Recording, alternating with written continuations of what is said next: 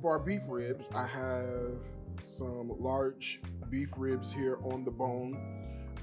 You can cut them up. So I just line these into my braising pan, and then I'm just gonna toss all of the ingredients sort of right on top. It's that simple to do. So I've got some onion, bell pepper, and celery.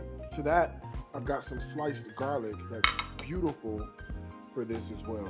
All right, then we need to do some flavoring components, some seasonings, right? So the first is going to be a little bit of chicken bouillon. This will give us the salt content that we need along with really great flavor. Let's add in some bay leaf, and I have dried and ground bay leaves, which are great, right? So you don't have to worry about pulling them out. You can just sort of put them in here. That'll be great. It smells astounding already.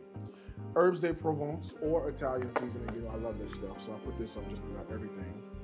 It's great on beef, on pork, on chicken, on fish. It's really, really delicious. If I'm gonna use onion powder, 10 times out of 10, I'm also gonna use garlic powder. And then one of my favorite flavor boosts is dry fennel seed. I love what this adds to a dish like this, where it's braised low and slow for long periods of time. It's gonna give us lots of great flavor, okay?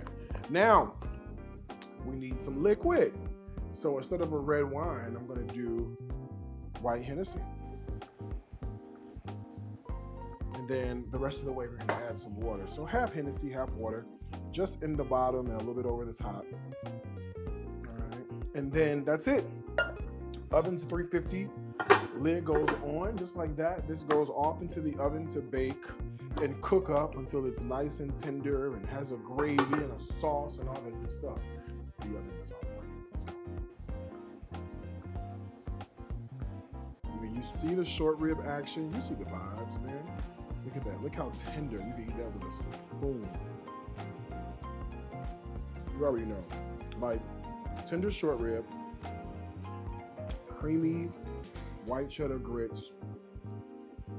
Oh, it's a whole vibe happening right here in my mouth.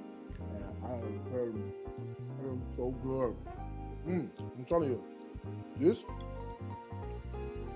is good. Good with a T at the end.